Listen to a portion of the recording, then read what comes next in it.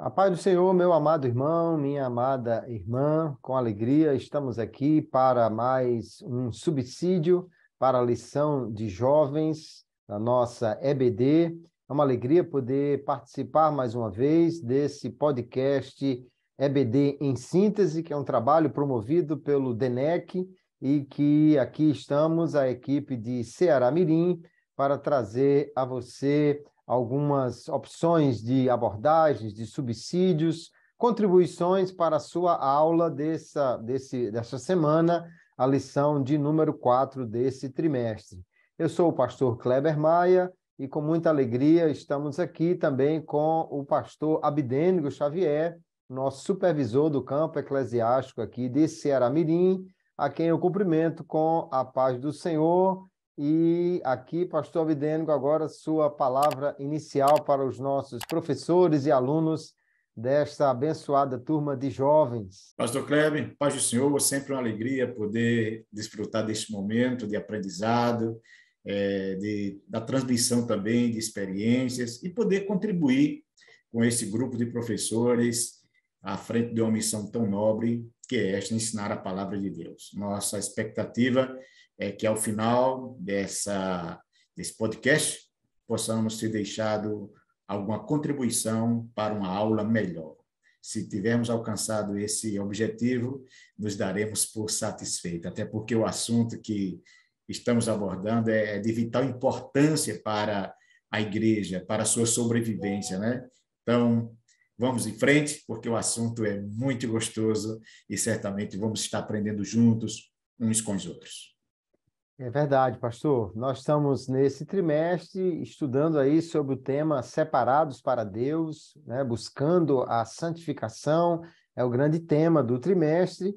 E essa lição de número 4, que será estudada no próximo domingo, tem o título A Santificação e a Palavra de Deus. Como a palavra do Senhor, a Bíblia Sagrada, é esse elemento, esse agente de Deus para transformar vidas, para a santificação do seu povo. É muito importante a gente entender que a palavra de Deus, ela é considerada um meio da graça, não é? Que é uma expressão que na teologia se usa para falar de um canal que Deus usa como influência do Espírito Santo sobre as pessoas, que possa conceder-lhes, então, a graça de Deus, por isso chamada meio da graça. É uma atividade que o Espírito Santo vai utilizar e que vai trazer à alma humana, ao coração humano, subsídio necessário para essa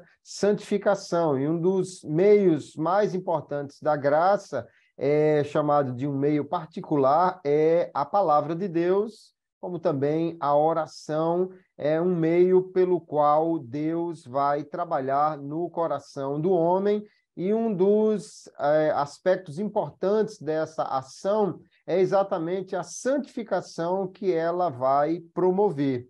No texto bíblico dessa lição, o foco está exatamente no tempo do rei Josias, quando ali a palavra de Deus é descoberta e ela vai fazer uma mudança, trazer uma mudança não só no coração do rei, mas a toda a nação. E é importante, então, ver como isso provoca um avivamento, e é fato que nós vamos enxergar na Bíblia e até mesmo na história da igreja, que todo avivamento é precedido pelo ensino da palavra, pela propagação da palavra de Deus. Não dá para a gente pensar em um avivamento, uma mudança, uma santificação, sem que a palavra de Deus esteja presente. É um elemento realmente fundamental, não é verdade?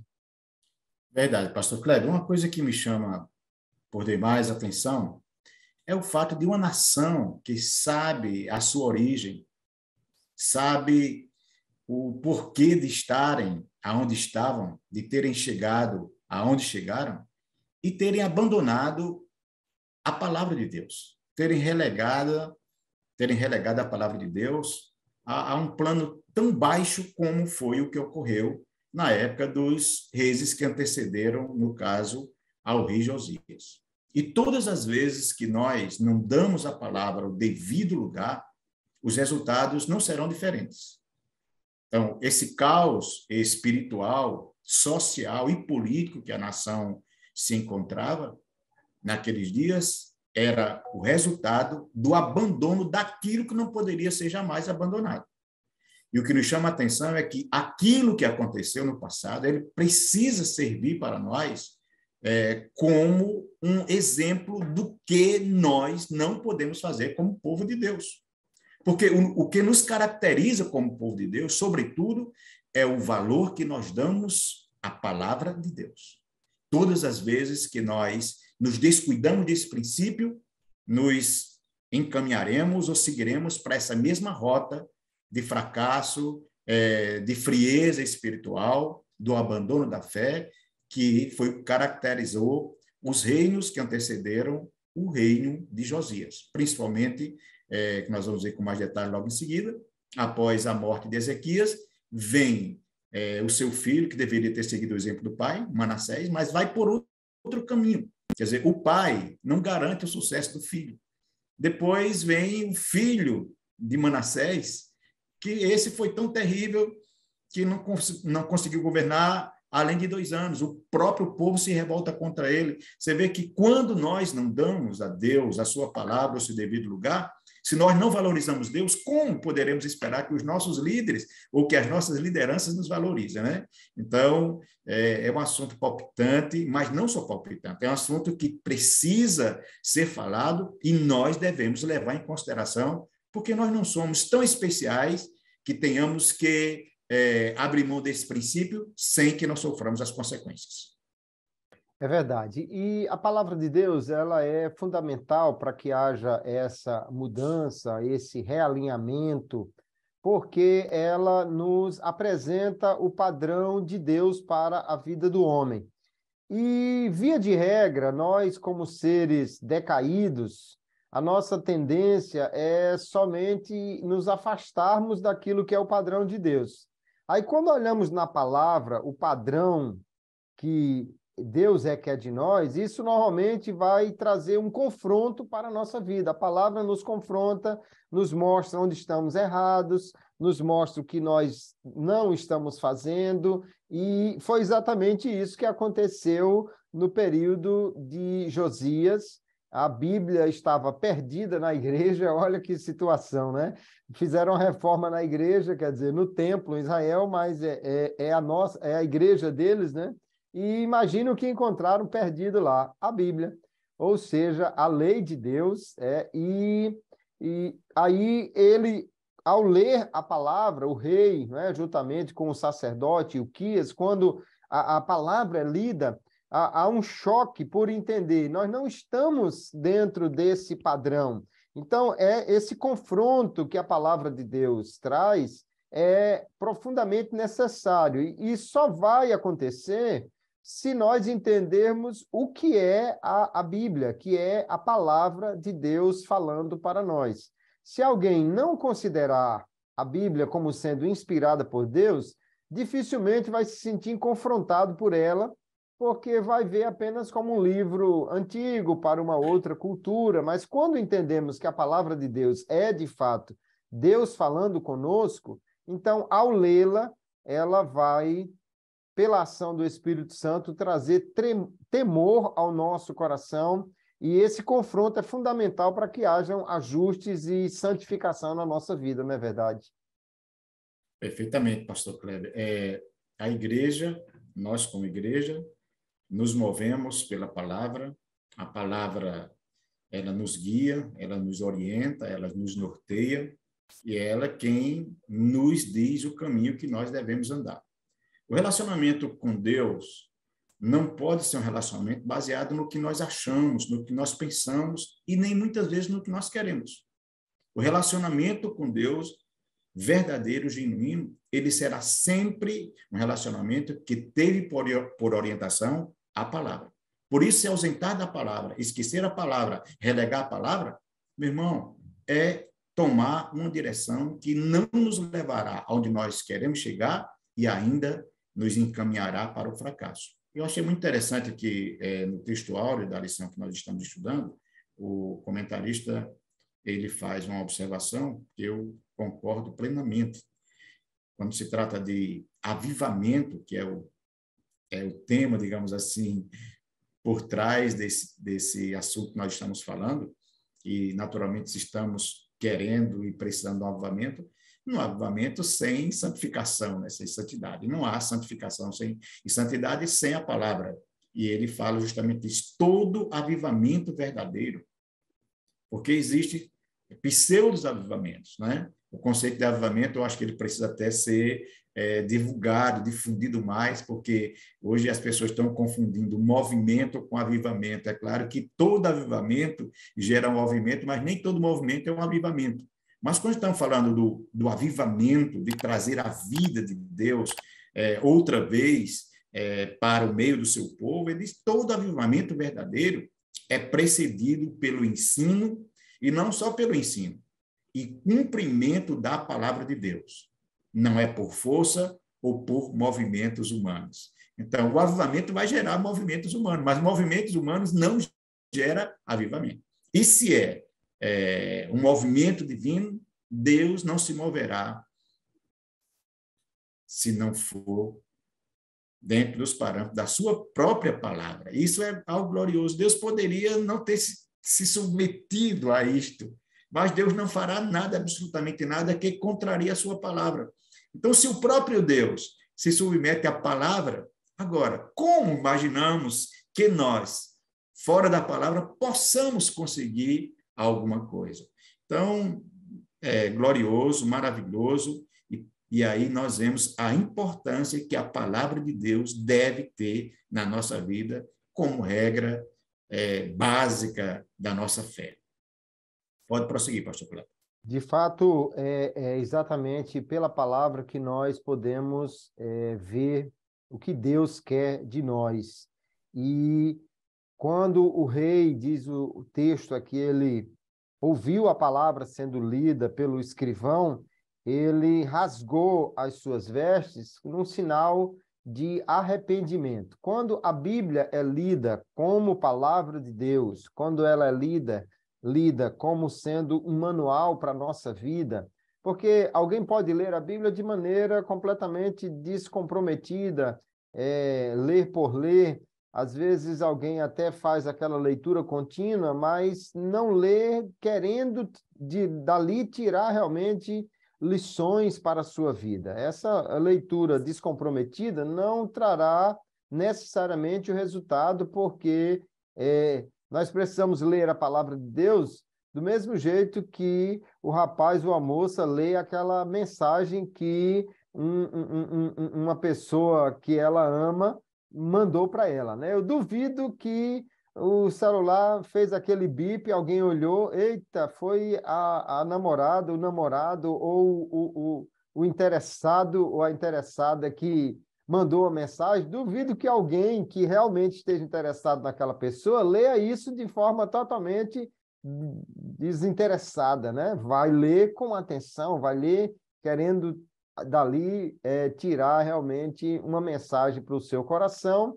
E quando lemos a palavra de Deus assim, então ela vai aí de fato trazer mudança, contrição, arrependimento, e foi isso que aconteceu com o rei, inclusive sabendo quais seriam os resultados de não cumprir a palavra de Deus.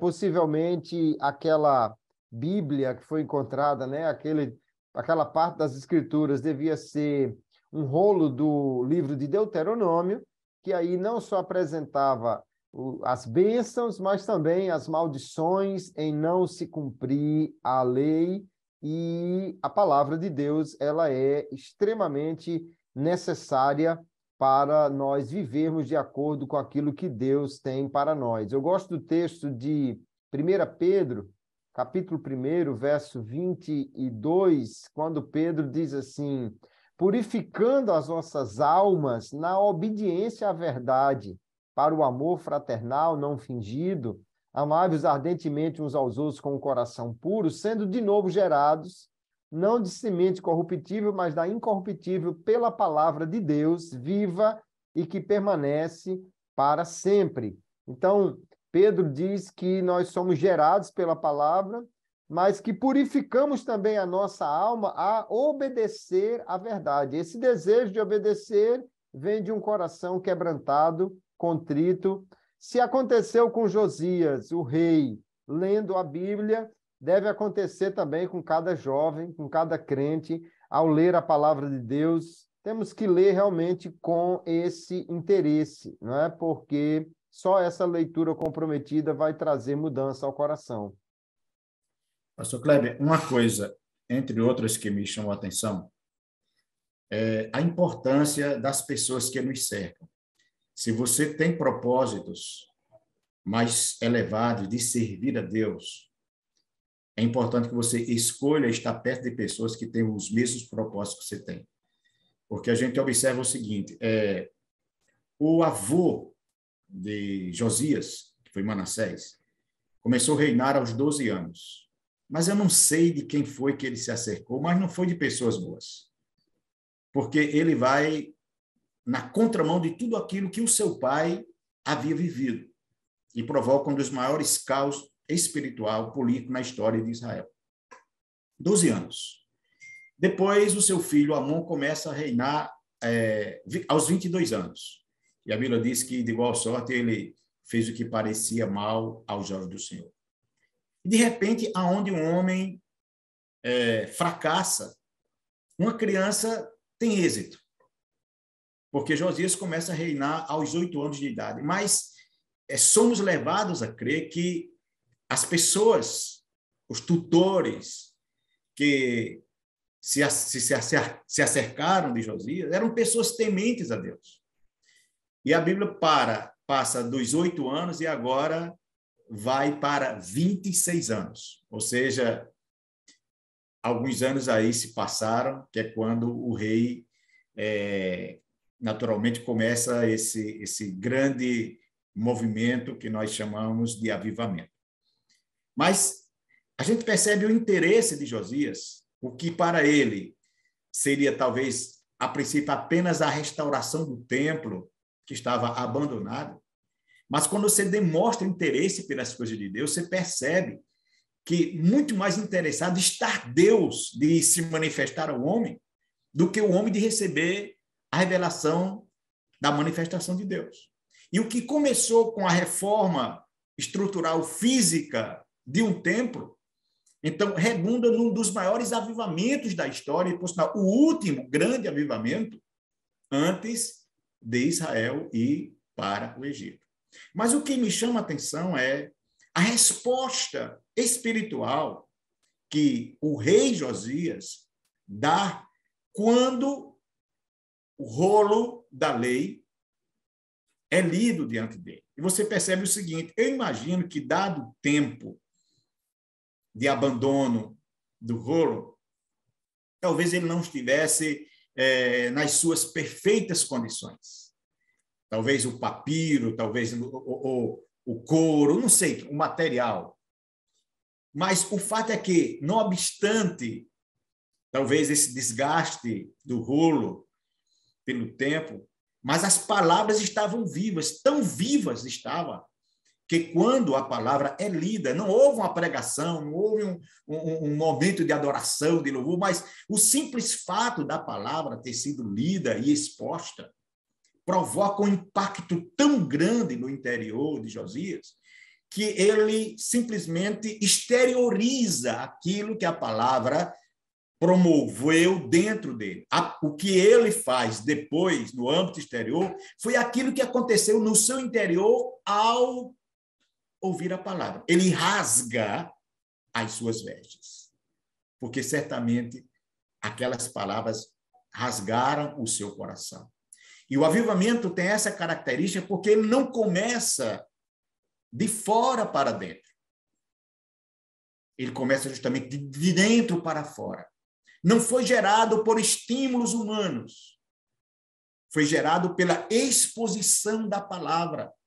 E eu vejo hoje que alguns segmentos dizem estar buscando avivamento, Mas as pessoas estão confundindo o avivamento, que é uma ação sobrenatural do Espírito Santo de Deus, promovido pela palavra, com estímulos humanos. Estímulos humanos podem trazer alegria momentânea, mas só um verdadeiro avivamento trará transformações, e essas transformações não virão por outro caminho, senão pela exposição da palavra de Deus. E ainda que o senhor falou alguns instantes atrás, o avivamento não começa com um ato de alegria. O avivamento começa muitas vezes com um coração contristado, você é impactado, você se vê diante do espelho pela palavra e você percebe quão degradável está a sua situação espiritual. E, a priori, ao invés de você sentir alegria, você sente tristeza, porque nós só nos convenceremos que precisamos de uma mudança quando tivermos a real visão do nosso estado decadente no âmbito espiritual. E é isso que a palavra de Deus faz. Primeiro, ela traz esse impacto que nos leva à ação, à atitude. Não é só uma questão de sentimento, mas é uma questão de ação. E é isso que Josias mostra quando é exposto diante da palavra. A palavra de Deus é lida para ele, ele se vê exposto, despido. E a situação dele, a gente percebe que não é que Josias estivesse vivendo uma vida desregrada, mas por mais, digamos assim, limpo, puro, que ele tivesse se achando, buscando a direção, quando ele ouve a leitura, possivelmente de Deuteronômio 28, que é o que se crê, ele percebe quanta mudança precisava acontecer, e as mudanças do líder se refletem na sua liderança. É verdade. Uma questão importante para os nossos professores de jovens e alunos trabalharem também, pensarem, refletirem sobre isso. No Reino do Norte, nós não temos nenhum avivamento em nenhum tempo. O Reino do Sul experimenta alguns avivamentos. 2 deles são destacados aqui, o período de Ezequias, o período de Josias. A gente poderia falar também do período de Asa, momentos que houve um retorno à adoração, a buscar a Deus, um abandono da idolatria. Mas o Reino do Norte não há nenhum avivamento. E a razão disso é exatamente porque lá não havia esse interesse em agradar a Deus, eles se voltaram para a idolatria. E outra questão muito importante é que todos os reis que andaram nos caminhos do Senhor, a começar de Davi, que se torna o padrão para todos eles se cercavam de profetas e de sacerdotes. Os reis que não têm profeta junto de si, você procura e não vê um profeta junto de Manassés. Parece que ele não valorizava essa presença de alguém para lhe falar a palavra de Deus. E aí nós vamos ver que há uma decadência. Salomão é outro que parece que não tinha profetas junto de si, e veja onde ele terminou. E isso mostra a importância da palavra de Deus, porque o profeta não era outro senão um proclamador da palavra de Deus, né? Hoje nós temos a Bíblia Sagrada, que é a profecia, que ela mesma diz não foi produzida por vontade humana, mas pelo Espírito Santo. Mas naquela época, a revelação ainda estava sendo entregue de uma forma muito maior, então o profeta é esse canal de Deus, né? E reis como Ezequias, que tinha profetas como Isaías ao seu lado, e ouviu esse profeta, andou bem. E o rei que não tinha profeta junto de si, ou que não quis ouvir, porque Acabe não faltou profeta para falar com ele, mas ele não quis dar ouvido e vai entrar por um caminho ruim. Então, às vezes não é só a questão de você ter ou não a disposição à palavra, mas é você querer dar ouvidos a ela que realmente vai trazer uma transformação. Tem gente que tem Bíblia, mas está mais perdida do que a do templo de Josias, não sabe nem por onde anda direito, que não lê, aí não adianta, né? Com certeza. A coisa está tão séria que nós temos cristãos que chegam na igreja e dizem: eu esqueci a Bíblia. Agora, se você esquece de levar a Bíblia para a igreja, Imagine se você lembra de ler essa Bíblia que você tem em casa. Agora, é incrível porque essas pessoas esquecem de ler a Bíblia, mas não esquecem de ver o celular, de levar o celular para a igreja. Isso mostra só a posição que essas pessoas têm colocado a palavra de Deus. Não temos outra alternativa, não temos como pensar diferente. Porque se alguém ama a palavra de Deus, ler a palavra de Deus, meu irmão, o seu relacionamento com a Bíblia, física, naturalmente, ela é apenas um reflexo do seu relacionamento com Deus, com a leitura da palavra diária e contínua, como deve ser, né?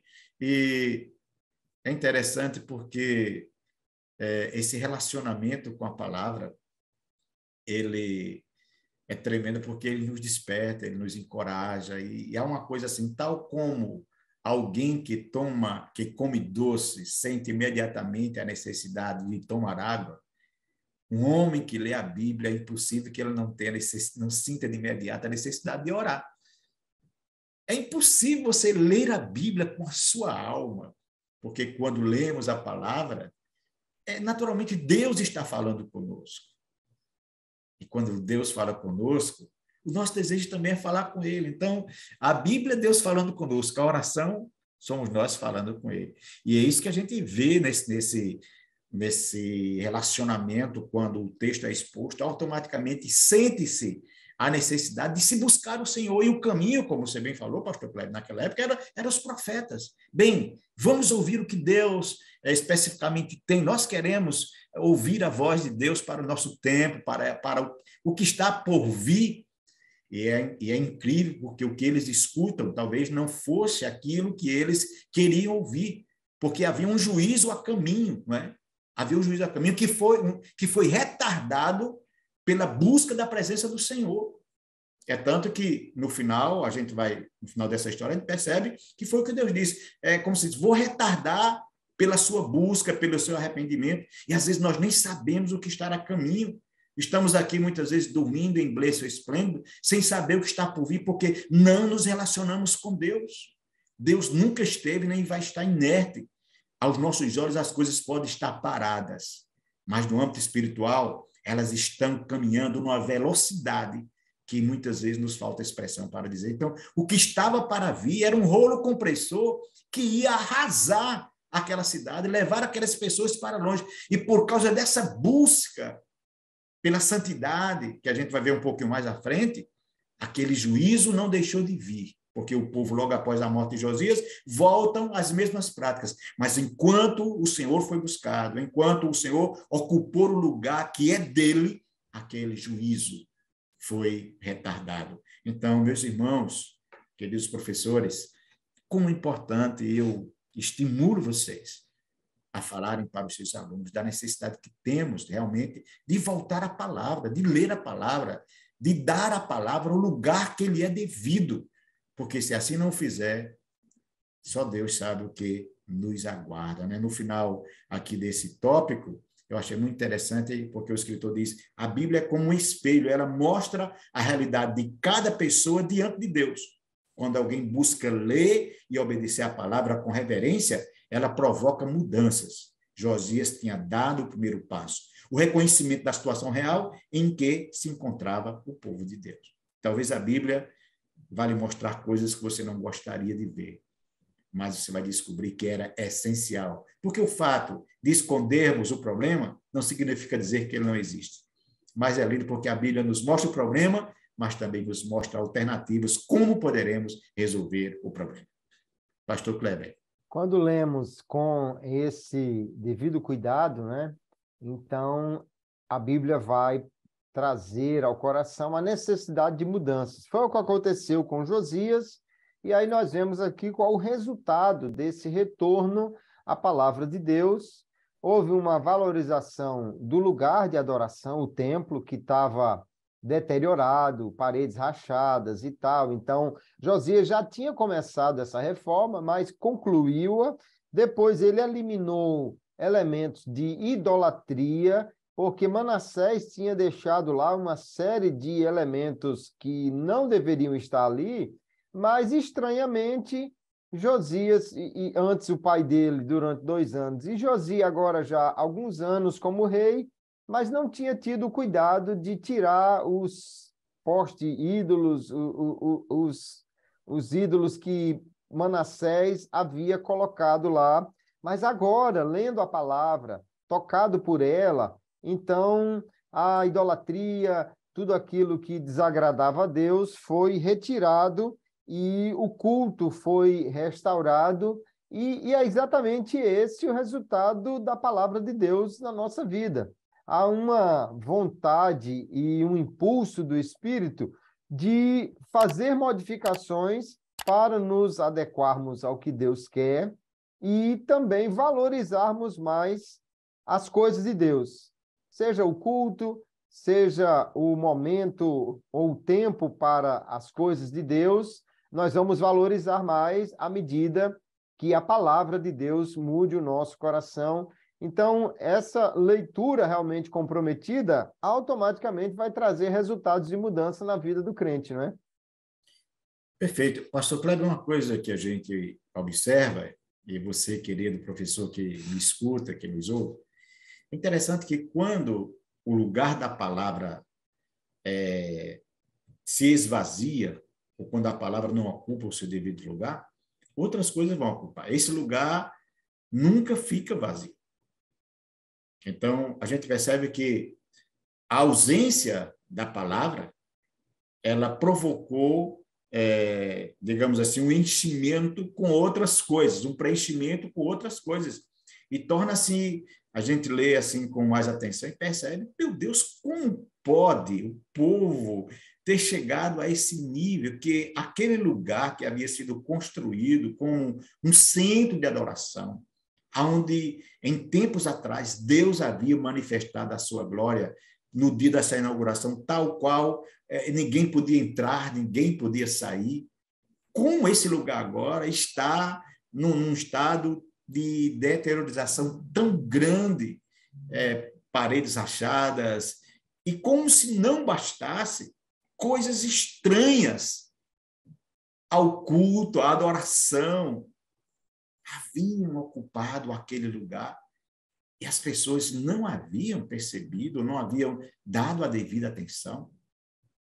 É tanto que, quando esse mover de Deus acontece, a gente percebe que aquilo que havia acontecido no coração de Josias, que estava contagiando o coração da liderança, porque há um convite do rei. Eu quero me deter um pouquinho aqui, antes de prosseguirmos, porque a atitude do líder, a atitude do rei, não ficou apenas com ele, é contagiante. Ele chama os seus liderados, ele chama os anciãos para uma reunião aonde o tema ia ser tratado, porque o avivamento é contagiante, é impossível, é como alguém que está em chamas, é impossível que quem esteja perto não seja também tocado, né?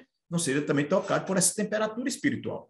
E quando isso acontece, então ele sente a necessidade e vem agora o que passaram anos sem ver, a necessidade agora de fazer no templo físico aquilo que havia começado a acontecer no templo espiritual.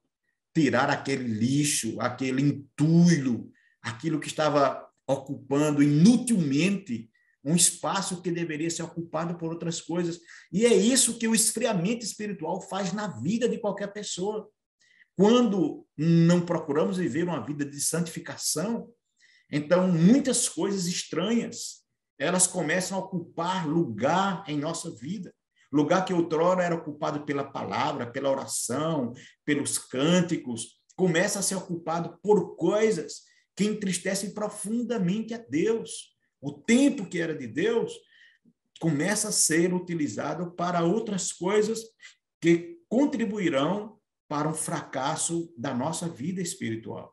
Então, a gente percebe que o avivamento, a santificação, é justamente esse processo que você se enche de Deus, ao mesmo tempo que se esvazia daquilo que vai entristecer ou que entristece o Espírito Santo de Deus, porque não há como esses dois mundos caminharem em harmonia.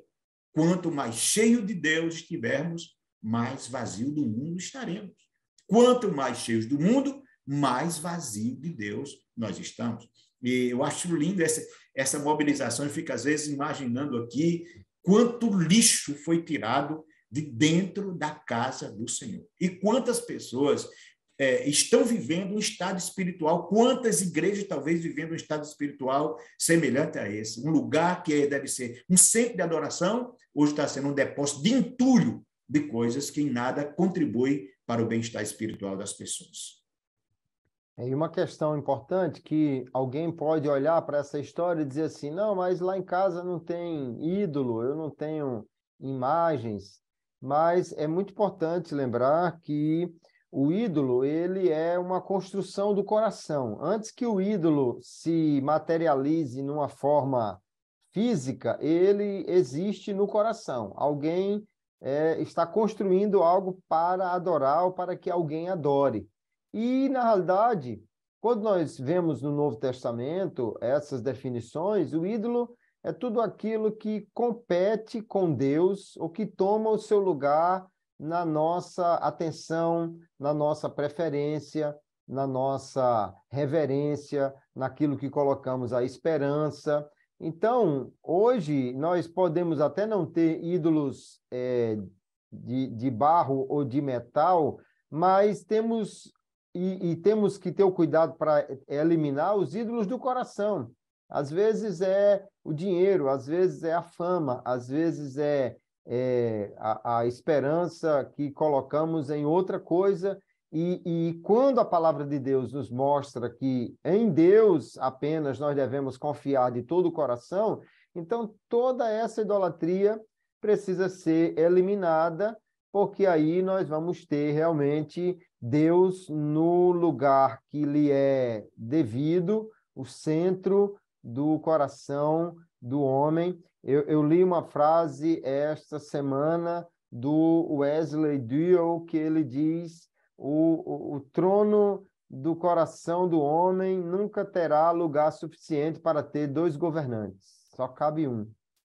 Não dá para ter dois. Então, Josias logo percebeu que aquela idolatria era contra Deus e fez essa purificação, e que cada jovem, em ler a palavra de Deus, também possa buscar tirar tudo aquilo que compete com Deus. E hoje não faltam coisas para roubar nossa atenção, nossa devoção, e tudo isso pode se tornar um ídolo, precisa ser tirado do coração, não é? Desde o princípio da história, a gente percebe que os homens sempre tiveram muita facilidade para construírem ídolos. A dificuldade é para levantar altares, né? Então, a nossa batalha, a nossa luta hoje é para restaurar o altar da adoração, o altar da palavra, o altar da comunhão, porque ídolo tem sobrando. Inclusive ídolos gospel, inclusive são os mais diversos possíveis hoje, né? Ainda dentro dessa visão, pastor Kleber e querido professor que me escuta, a gente observa que esse processo do avivamento é uma construção. Nenhum processo de avivamento ele começa numa expressão maior. Geralmente ele começa como esse de Josias, porque esse de Josias começa com um rei que é inflamado ao ouvir a leitura do rolo.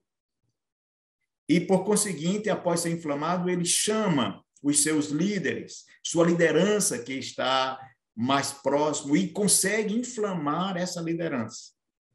E, de repente, essa liderança inflamada vão ao templo e começa a fazer, como falei, a limpeza do lixo visível externo, porque o lixo espiritual parece que já havia sido tirado. E quando a gente pensa que a coisa vai ficar restrita àquele ambiente, você percebe que começa a se espalhar pela capital, por Jerusalém. E quando a gente acha que já chegou no topo, você percebe que esse avivamento vai numa crescente ao ponto de alcançar todo o território de Judá e ainda partes do Reino Norte. É algo extraordinário, algo glorioso. E por que eu falo isso? Porque muitas vezes nós estamos esperando que o avivamento ele comece, talvez, na nação como um todo, ou na igreja como um todo, e às vezes ficamos esperando que algo surja de um lugar, quando Deus está me dizendo, está lhe dizendo, que a transformação, o avivamento que nós estamos esperando, pode começar na escola bíblica, na sala de aula que eu ministro. Pode começar no conjunto que eu estou regendo. Pode começar na minha casa. Porque um grande incêndio, muitas vezes, começa apenas com um fósforo que foi aceso.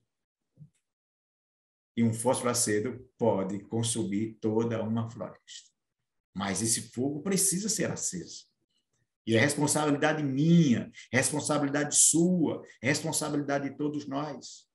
Nós percebemos como Deus usou ao longo dos anos pessoas simples que acreditaram no mover de Deus. Quer dizer, o grande ministério de Moody que incendiou a América, vocês sabem que começou numa sala bíblica de escola dominical. Então, você e eu podemos ser o canal de Deus para esse avivamento, ou reavivamento, que tanto nós necessitamos nos dias atuais. E a gente percebe aqui que o avivamento, ele traz duas coisas. Ele traz a santificação, a purificação, o levantar das pessoas, mas também ele vai fazer com que pessoas que estão, muitas vezes, ilegalmente onde deveria estar, ocupando posições que não têm qualificação para isso, seja destituído. Porque a gente percebe que Josias destituiu os sacerdotes que os reis de Judá estabeleceram para incensarem sobre os altos. Quer dizer, na época de Josias, o que estava havendo não era falta de sacerdotes. Havia sacerdotes, mas eram homens desqualificados para a função que Deus realmente precisava, até porque a vertente deles era outra. Então, esse processo de avivamento é um processo que traz vida, sim, mas traz também a destituição, o desmoronamento de figuras que muitas vezes estão ocupando funções, mas que não têm as qualificações devidas para assim o fazer. O avivamento não é uma coisa que nós controlamos para que aconteça apenas aquilo que nós queremos que aconteça. O avivamento é um movimento de Deus que acontece aquilo que Deus quer que aconteça, porque não é o homem que controla o avivamento. Assim como não é o homem que pode determinar quando o avivamento vai começar. Eu tenho dito que homem nenhum gera avivamento, igreja nenhuma gera avivamento, mas a igreja pavimenta o caminho para que o avivamento possa chegar. E esse caminho é pavimentado pela volta à palavra, pela volta à oração, que promoverá santificação, e a santificação abre o caminho para que haja uma manifestação, uma forma mais expressiva da presença de Deus. Perfeitamente. E no caso de Josias, além das questões de purificação, houve também um retorno ao cumprimento da adoração a Deus, das festas, especialmente aqui da Páscoa, né, que não estava sendo feita como devia. Foi uma ordenança de Deus. Antes mesmo de Israel sair do Egito, foi dito que eles deveriam fazer a Páscoa e deveriam manter esta festa todos os anos. E no deserto eles fizeram, porém, depois que chegaram em Canaã, houve um arrefecimento dessa lembrança. E a Páscoa é muito importante porque a Páscoa era para eles a lembrança do livramento que Deus fez quando os tirou do Egito.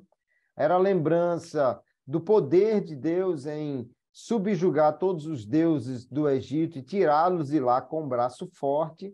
Era a lembrança de uma vida de sofrimento que agora foi transformada numa vida muito melhor. pelo poder de Deus. E esse tipo de lembrança, para nós, como igreja do Senhor, essa lembrança vai apontar necessariamente para Cristo, a mudança que ele faz em nossa vida quando nós cremos nele, porque Cristo é, como Paulo diz, a nossa Páscoa, aliás, na Páscoa nós lembramos da morte e ressurreição de Jesus. Há uma coincidência do calendário, mas os motivos são outros da nossa Páscoa para a Páscoa judaica, né?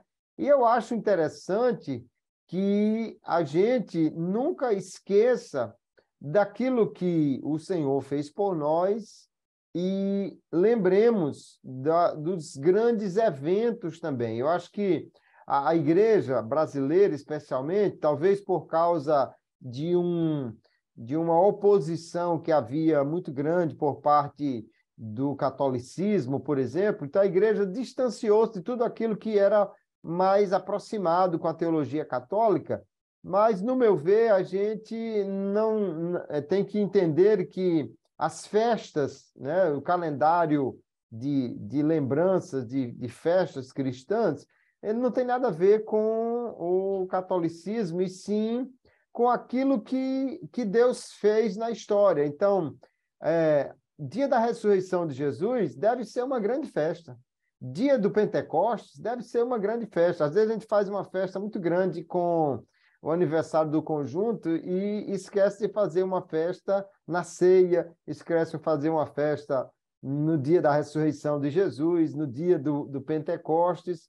Mas uma coisa que Josias fez foi retomar esses momentos de lembrança na Páscoa, de adoração, e eu vejo que o avivamento sempre vai gerar uma adoração maior e que essas lembranças do que Deus fez são muito importantes também para a vida do crente, não é verdade, pastor? Verdade. Uma das características do distanciamento de Deus é o esquecimento daquilo que Deus fez. Porque a Páscoa rememora isso. Eles deveriam se lembrar do que Deus fez, do livramento que Deus deu naquela noite tão sublime, aonde o anjo passou por cima deles, da casa dos hebreus, e entrou na casa dos egípcios, trazendo morte.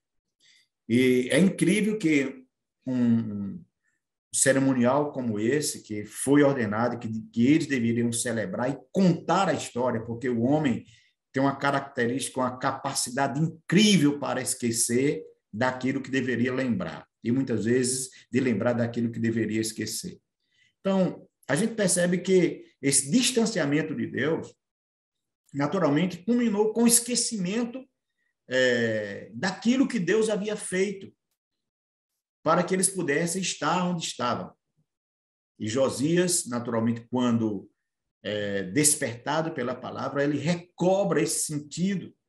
E a gente percebe que aquilo que havia começado com a leitura do livro termina, ou continua, ou gera um trabalho tão grandioso que a Bíblia diz que foi a maior Páscoa que houve, então, na história, né? Desde depois que saíram do Egito. E quando diz que foi a maior, eu entendo também, não é só na quantidade de pessoas, mas, sobretudo, também porque a memória espiritual do povo foi recobrada. O povo voltou a lembrar que aquilo que eles eram era porque Deus havia feito.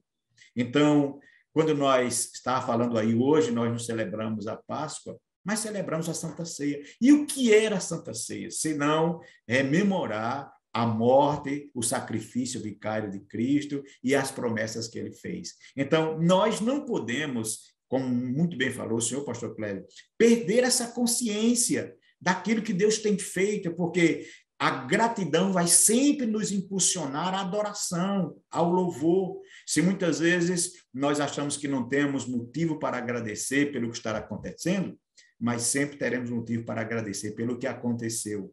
e por aquilo que ainda vai acontecer. Porque nós estamos numa fase transitória. Nós nem somos o que éramos e ainda não somos o que iremos ser. Então, nós, como cristãos, temos motivo de sobra para estar com o coração alegre, aquecido, agradecido e procurarmos viver uma vida de santidade e de santificação voltados para a leitura e a obediência à palavra de Deus. Então, é algo glorioso, o assunto é por demais palpitante, o coração da gente se enche de gozo e de desejo de cada dia mais buscar ao Senhor e viver uma vida de santificação, não de aparência, não daquilo que a gente quer que as pessoas pensem que somos, mas daquilo que verdadeiramente nós somos, porque, em primeiro lugar, é o nosso relacionamento com Deus. É aquilo que somos diante de Deus e que, naturalmente, vai refletir naquilo que seremos diante das pessoas. É verdade. Uma questão muito importante sobre a Páscoa e que eu creio que vale a pena os professores de jovens destacarem é que a Páscoa ela era celebrada, né, em família, ao redor de uma mesa, com elementos que já tinham sido determinados por Deus. E Deus disse, olha, quando alguém perguntar por que que nós fazemos isso? E na tradição judaica, normalmente eles colocam a criança menor que tiver, a mais nova que tiver na mesa, para fazer essa pergunta. Por que que nós celebramos essa Páscoa? Aí é a oportunidade do pai contar o porquê, a razão. E isso é muito importante, porque hoje talvez tenham jovens que vão à igreja só porque todo mundo vai, porque vai rever os amigos, e às vezes não para refletir sobre o motivo de fazermos isso. Por que celebramos a ceia? Por que nós devemos nos lembrar do que Deus fez? Por que nós cultuamos? Qual a razão de nós fazermos o que fazemos? E isso é de suma importância para que gere realmente adoradores conscientes e não apenas pessoas que vão participar de um evento, de um momento qualquer. Então, a Páscoa, ela reportava aquilo que aconteceu e lembrava o motivo por que estava se celebrando. E eu creio que, para os nossos jovens, isso também é muito importante, que o professor destaque, lembre e incentive os jovens a procurar conhecer por que vamos ao culto, por que temos a ceia, por que celebramos isso, por que comemoramos isso, por que lembramos do que Deus fez, porque Deus quer adoradores conscientes, não é verdade? Bem, a adoração a Deus se caracteriza por esta questão, né? Você sabe a quem está adorando, por que está adorando e para que você está adorando. Senão a vida cristã perde a razão, né? O cristão é uma pessoa inteligente, é uma pessoa instruída. E outra coisa é que o nosso Deus faz questão de ser conhecido. E o cristão tem desejo de conhecer a Deus. Então, por que estamos fazendo? Para quem estamos fazendo? Então, são perguntas que precisam ser respondidas para que possamos prestar um culto razoável, né? Um culto com entendimento, para não ser como pessoas que estão adorando, não sabem o quê, por quê, nem coisas dessa natureza. Então, maravilha, e estamos agradecidos a Deus por esse tema tão importante. E ainda dentro dessa questão da Páscoa, Deus foi bem claro, né, pastor Cléber, para que as pessoas não perdessem o sentido, né? E a pergunta era quem podia participar. Da Páscoa podia participar todo mundo? Não, porque esse é um momento de intimidade do povo de Deus com Deus, né? A congregação de Israel, escravos quando circuncidados, por ter os mesmos privilégios dos hebreus, mas pessoas que não faziam parte da comunidade, que não estavam ligados de alguma forma, estrangeiros que nem sabiam a razão por que estava ali, naturalmente estava fora desse processo. Mostrando justamente isso. Um culto para Deus, nós precisamos saber a razão, por que estamos servindo, por que estamos fazendo, por que estamos adorando. É uma adoração, como foi falado, consciente. E isso é de fundamental importância.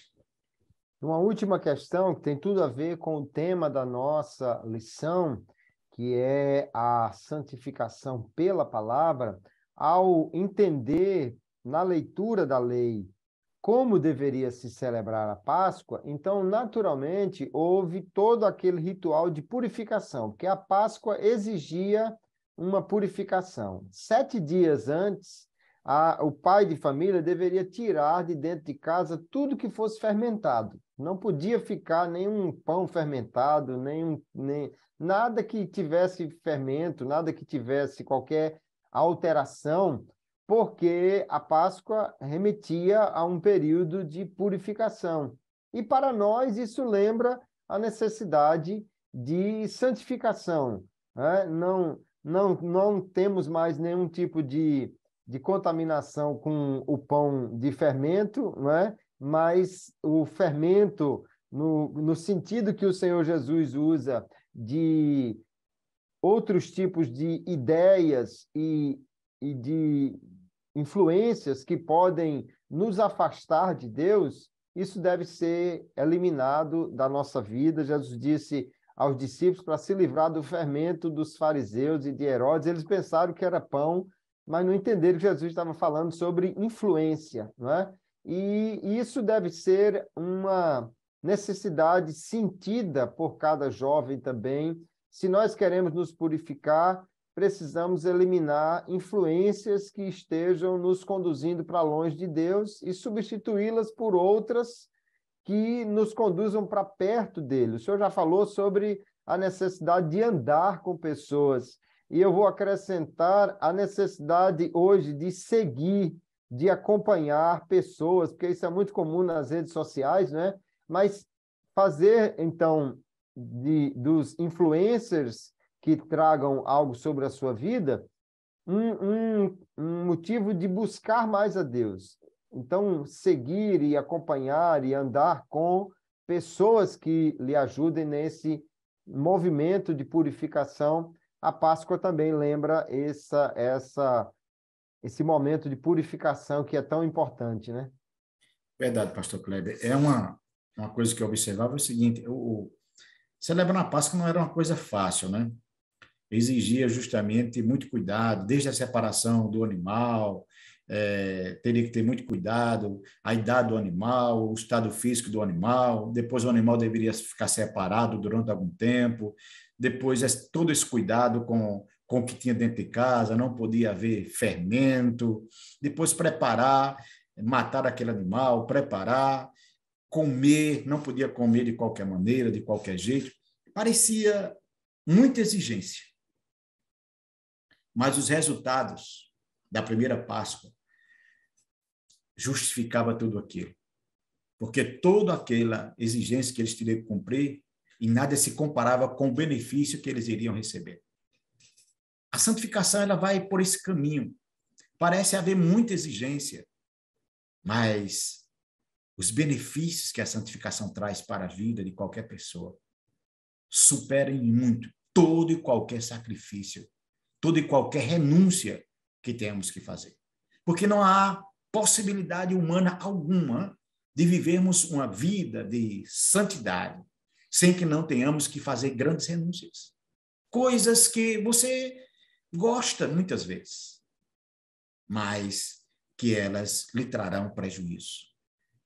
Santificação é abrir mão daquilo que muitas vezes nós queremos para receber aquilo que nós precisamos e que só Deus tem para nos dar. Jesus falou sobre isso, o preço de ser um seguidor seu. Negar-se a si mesmo, tomar a cruz de cada dia e segui-lo. Agora, Pedro disse, Senhor, nós temos deixado tudo para te seguir. Que recompensa teremos? E você percebe que a recompensa sempre superará os sacrifícios. Então, é impossível conciliarmos santidade com facilidade, mas poderemos conciliar santidade com vitória. Louvado seja o nome do Senhor. Pastor Kleber, estamos chegando aqui ao término da nossa abordagem. Eu já quero trazer aqui a minha palavra de gratidão. Muito bom. Espero poder ter contribuído de alguma forma com você, prezado professor. Obrigado, pastor Kleber, pelas suas sábias intervenções, pela condução do nosso podcast. É sempre um momento de aprendizagem estar aqui com o senhor e espero que Deus continue lhe abençoando rica e poderosamente. Um grande abraço e até o nosso próximo encontro aqui no nosso podcast EBD em Síntese.